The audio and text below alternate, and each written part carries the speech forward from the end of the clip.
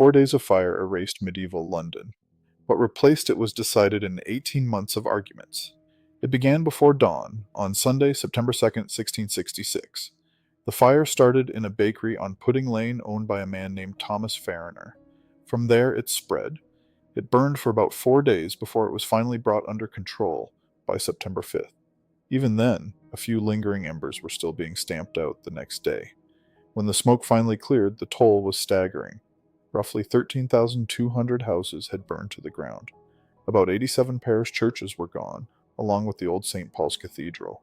In all, the fire had swept across some 436 acres of the city. London wasn't just damaged, it was erased block by block. Putting it back together would prove to be the harder part, and the part almost nobody remembers. Just days after the flames were finally out, a plan reached the king's desk. Around September 11th, Christopher Wren brought Charles II an ambitious proposal for the city. It called for broad, straight boulevards cutting clean lines through the old chaos. It called for open public squares, laid out in a grand Baroque style. On paper, it was a new London entirely. But the plan had one enormous problem underneath it. It would have required completely redrawing London's property lines.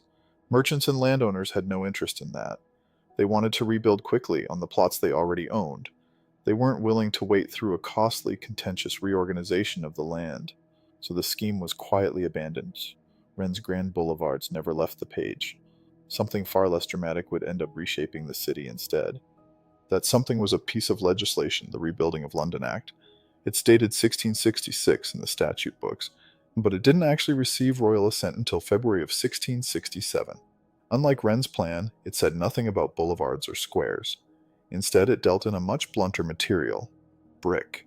Every new building's exterior walls now had to be brick or stone, not timber. The act also laid out 4 graded categories of house. Permitted height and wall thickness depended on where a building stood. A back lane called for one standard. A lesser street called for another. A main thoroughfare, or a large mansion set back from the road, called for rules again. No single architect had designed any of this. Parliament had simply written it into law category by category. And laws, however carefully written, still needed enforcing on the ground. Enforcing new rules across a burned, tangled city created problems of its own. All across London, landlords and tenants found themselves at odds. Who was responsible for rebuilding a burned property, the person who owned the land or the one who had leased it? Under ordinary law, a case like that could take years to resolve. London didn't have years to spare. So Parliament created something unusual: a special fire court, staffed entirely by senior judges. Between the late 1660s and the mid-1670s, that court resolved more than 1,500 cases.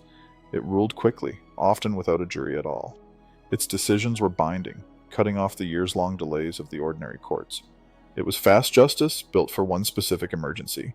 But even with the paperwork settled, someone still had to decide exactly where the new streets themselves would run. That task fell to Robert Hooke, appointed as one of the city's official surveyors. For months he walked the ruins, measuring burned-out properties one by one.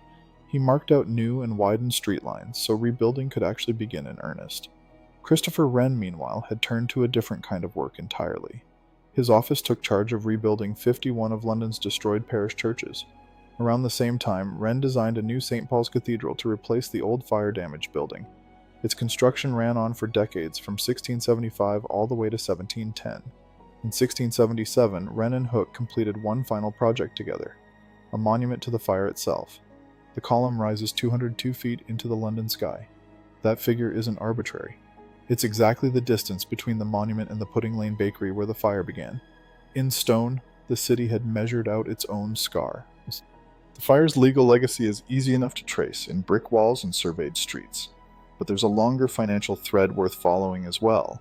In the 1820s, long after Wren and Hooke were gone, London Bridge itself needed replacing.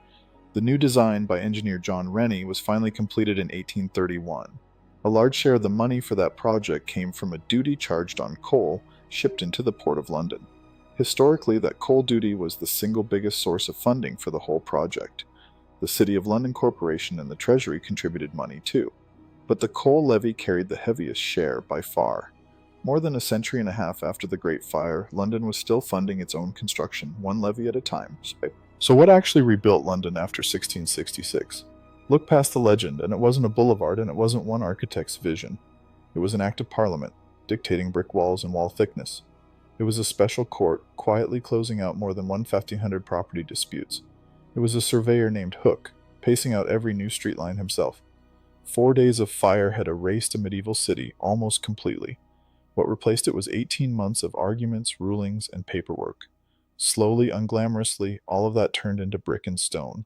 If stories like this, the ones where real history hides in the paperwork behind the legend, are what you're after, stay close for what's coming next.